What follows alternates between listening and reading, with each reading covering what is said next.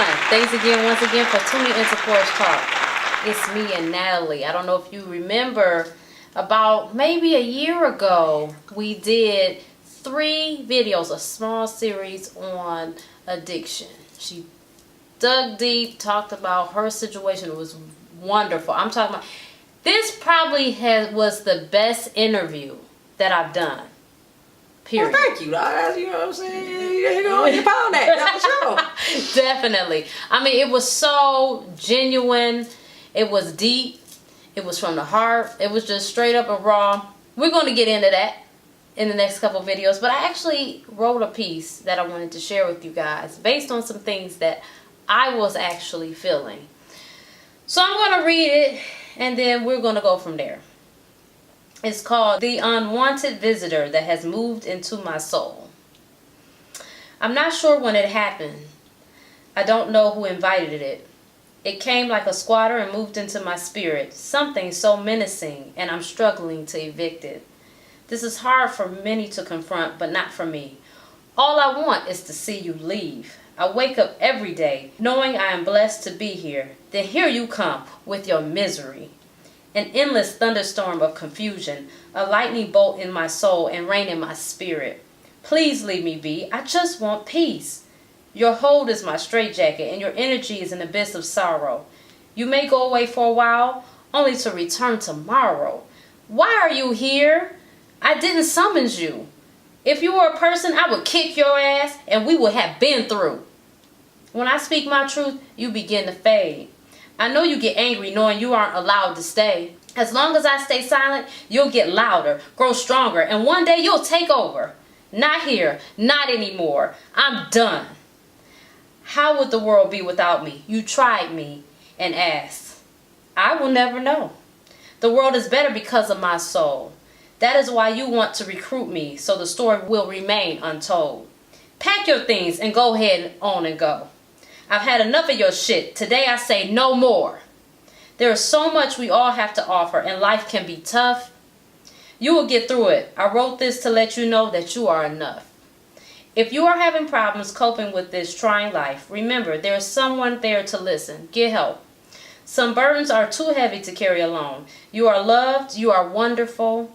You are someone's child, brother, sister, mother, and or father. They need and love you. And that's it. You know what I'm saying? You know what I'm saying? You know what I'm saying? You know what I'm saying? Because in the poetry thing, they clap if it's good. That's what, yeah, they clap. So I'm going to clap. You know what I'm saying? I'm going to give that to you. For sure, for sure. So that was it sounded like a poem about depression. Mm-hmm. And sounds like that's something that you have battled with. Definitely.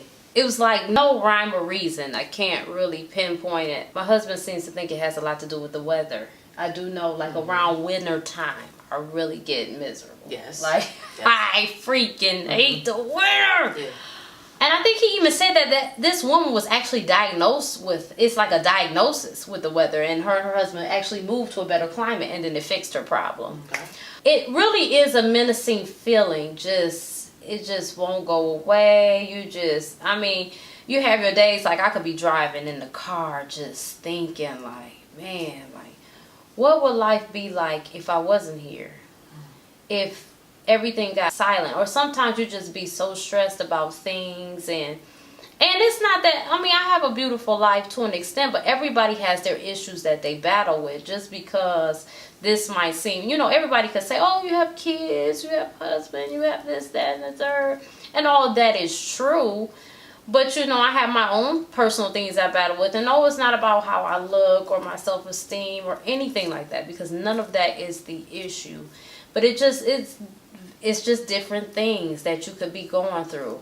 I know, like, right now, I want to be further than where I'm at. And sometimes I might take that too far instead of appreciating the progress that I have made. So, part of that could be taking responsibility of just being too anxious, or I won't say ungrateful, but just trying to, sometimes we just don't stop and smell the roses, we let things just get to us. But that really is something. I mean, no, I've never thought about tonight is a night I'm going to get in my fucking tub and slit my wrist and let somebody find me. Or I'm going to take a bottle of pill. And I'm not making light of those who think those thoughts. But I'm just clearing that up to say that that has not been me. But I have went and thought, like, just what would it be like, let's say on my job or something. Like, what if something happens and I walk into a house and somebody attacks me and I'm gone?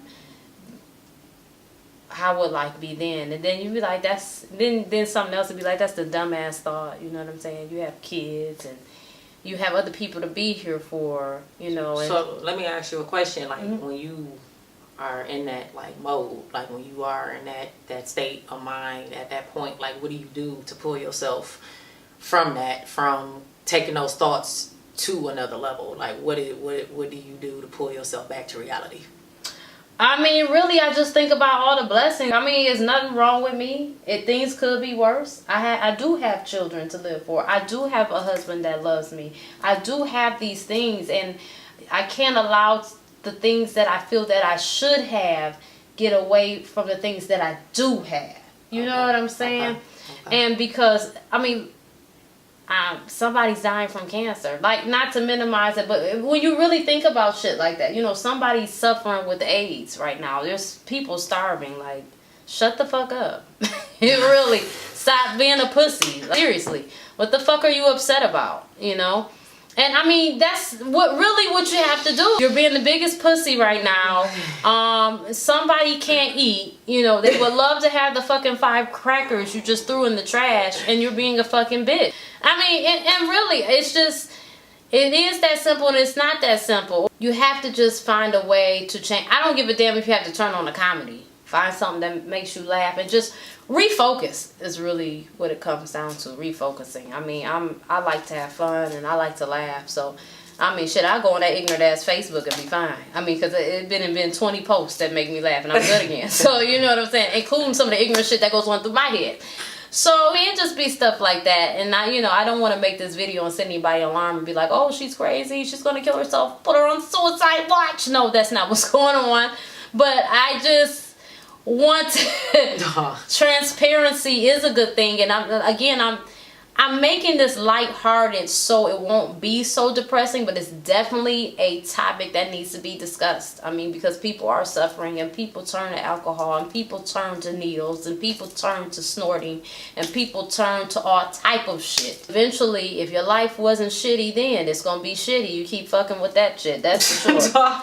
So you know, you might be mad because you're missing your 2 front teeth, but you keep fucking with that shit, you won't have nan teeth. You know what I'm saying? So, you know, nan teeth. It's just something to think about. Something to think about. So I think it's something. You know what I'm saying? The more you know, you got the star. There's a message brought to you by you. I feel you. I ain't mad at you. Okay. Okay. You know, when it comes to me, you never know how this message is going to go. Oh God, no, it was kind of like you sitting in the auditorium. And you kind of just, you know, waiting for that speaker to come out, and you just like, man, it's about to be some bullshit. And, you know what I'm saying? And you get there, and then you sit there, and then, like, she just started going the fuck off, and you just like, oh, shit.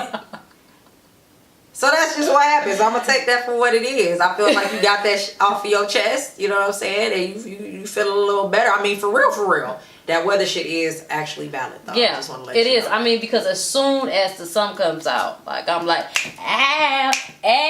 you know, it's crazy. It really is crazy. But yeah, talking about your feelings helps. And I think people get so embarrassed about things. And when you hold that shit in, man, it's just only going to build. And it's going to come out one way or another, so. I mean, like, I internalize a lot of things.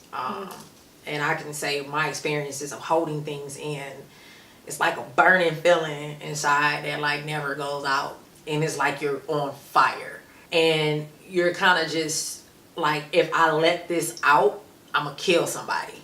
But if you keep it in, I'm going to kill myself. So it's kind of like a double sword. Mm-hmm. But I'd rather, in my mind, kill myself slowly than sitting in prison for killing somebody in real life. And then that's where you have the usage of your choice of pleasure, be it alcohol, you know what I'm saying, be it coke, be it heroin, motherfucking popping pills, whatever your choice is. Because now you're trying to manage the burning sensations that you feel on a regular basis. You're trying to kind of just flatten those angry feelings, those saddened thoughts. And then when you bring children into the forefront, it's like, I have to keep going for them, but I can't keep going sober. I can't keep going in this state of mind. I got to take myself outside in order to function. And 7 days to make a habit, 30 days to break one. And some people never break it. And some people try to break it and they don't succeed. I've watched people struggle with addiction while I struggle with addiction. A lot of people's addiction issues really all stem from childhood shit.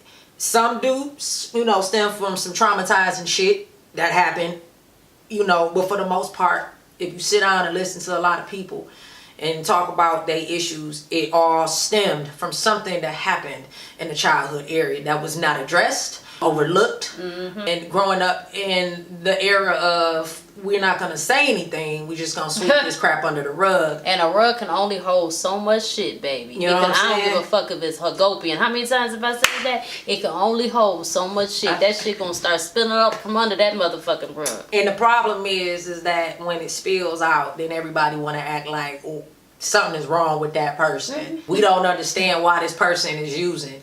We don't understand. I was such a good, loving such and such, and I did the best that I could, and this and this and that. And don't get me wrong, some of these people did. Sometimes you can grow up in the best of everything and still turn out just a piece of shit. And that's just what it is. And that's just life. But there are genuinely a lot of people who grew up in households where things weren't addressed. They saw it. They might have spoke about it, but there was never a solution. So you're walking around open-ended. You know what I'm saying? Shit is not resolved, but you feel like because you spoke about it, because you acknowledged it, that's enough. And that's not enough. That's like coming to school and showing up. Okay, but you got to do the work too. You can't just go to school, raise your hand and say, I'm here, and just sit there and think that you just going to graduate. No. Now that you've shown up, now let's work. Now that we've acknowledged the problem, now let's work. You know what I'm saying? Now let's figure out what we can do to fix these problems. So that way you won't grow up and grow calluses over your feelings to the point where you no longer feel because you so fucking strung out at this point. And depression, you have your highs and you have your lows. And like I said, I grew up in a household with a mentally ill mother who struggled with depression, who was bipolar, who had schizophrenic. I've seen all of this mental shit head on. And what I can say is depression is real and it hits you in moments you don't even expect. You don't know why you're crying. You don't know why you're so upset, you're so angry.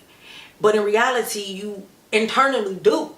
You just haven't brought that shit out. Right. So now it's eating at you like a cancer and it's festering within inside of you because it no longer can hold that shit and you gotta get it the fuck out, bro. You got to. You gotta get it out. So getting sober in my mind was now I gotta attack these fucking demons. Now everything that I've been shielding all these fucking years are getting ready to resurface. So I have to mentally prepare myself to fight this battle because Satan's domain lives right here on a regular basis. And having to maneuver through those thoughts of, hey, you take a drink. Ah, shit, it's just a fucked up day. You should just take a drink. Just drink. You know what, Nat? Everything should just, the answer to your problems is at that liquor store. And to have to curb that on a regular basis, it's hard, and that shit can be depressing as well. And so I have to just, every time I get to that depression mode, because you see, like I release through Facebook, like, people say, oh, Facebook, people be using that. And I said, sometimes Facebook is therapy for people. to just say what they can't say to somebody's face, to say period. And you know what I'm saying? And some people do have Twitter fingers. Some too much. I ain't gonna hold you up. I'm not gonna hold you up. You know, because I didn't. You said you did what? You know what I'm saying? Like you did what? And I'm just like, I'm not following. And why you putting all this on Facebook? Oh, okay, so and now you going live, like. Wow, like for real, like all right, okay. And so for me, Facebook is like a platform for me to release my daily energy. I think yours is different though, Natalie, because I think that you're talking about a specific situation that those going through it can relate. That's one thing. It's another thing. I'm horny. I need some dick. I'm lonely. Cause somebody send me, I'm so sick of you hoes. I'm so sick of you raggedy ass, stinking assholes. I'm sick of you. She's sick. Sorry. This has taken a turn. If one thing is for sure, I have showed a lot of my personalities in this video, okay? I mean, and it's all good though. It's all good. And you know what I'm saying? I mean, personality is just what's required to me just in life. You have to have some type of personality. Yeah. And so that's why I'm like, I totally agree with you about fresh, single, you know, freshly out here, you know, I'm ready, you know, single. Like you be seeing people's status, I'm like, bro, like, okay, we get it, dog. You want somebody to get in your DM. She a thought, hey.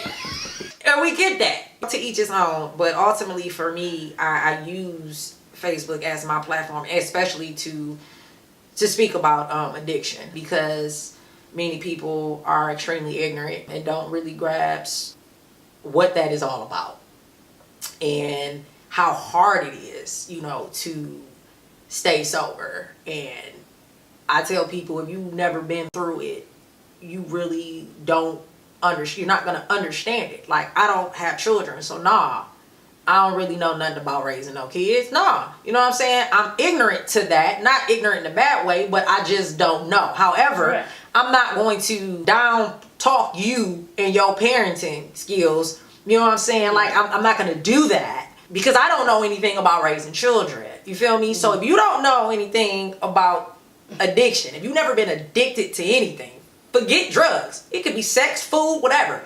If you've never been addicted, you know what I'm saying? If you've never been addicted to anything, then you won't know.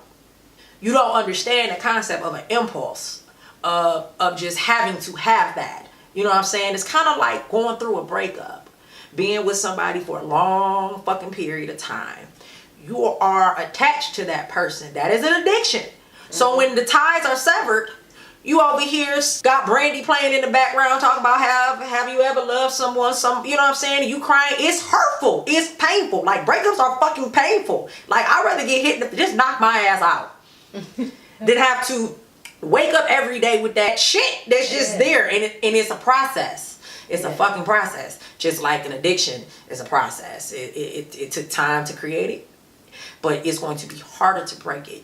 Mm-hmm. And it's harder to break it because you're putting toxins in your body that don't belong. And you have all these toxins draining all, you know, going throughout your body. And now your body's become accustomed to these toxins. And they are harming your body, but at the same time, you feel like they're helping you. So just as toxic as they are going in, they're going to be even hella toxic going out. And that shit is painful. Mm-hmm. And you have to release that shit. And that's the same equivalent to a depression, where it's toxic. You feel me? Yeah. You know what I said? I was trying to wrap it around and bring it on back. Swing it on back around. You know what I'm saying? But that is genuinely, it's the same. You got to release that shit. You got to get it out of you. It's painful. But in the end, it is so worth it. And I am a testimony of that it is worth it. The work, but it take work. You can't just sit back and be like, all right, I don't do drugs anymore. Now what? You gotta fix shit now. You gotta make shit right. You know what I'm saying? And if you can't make shit right, that's okay. Create another way. Right. But you got to get yourself together. Now you sober. Now the hard part is staying sober on a regular basis and having to accept certain things. The shit that you've done. Things that you created. Friendships that you fucked up. Relationships that you just told to fuck up because of your addiction. Like, you have to come to terms with that. Sober. And then that's when Satan comes in. While you having to fix shit. Like, you know, this ain't even worth it. You ain't even got to put yourself through all of that. Just go ahead and use. I'm telling you, and all of this thoughts and all this crap you feeling right now, it's gonna go away. I got you. And that's what I hear on a regular. Now right there is the perfect time to take a pause. Catch us for the second video. You make sure you get to the second video and share it. Thank you guys for tuning in. Catch you on the second go round.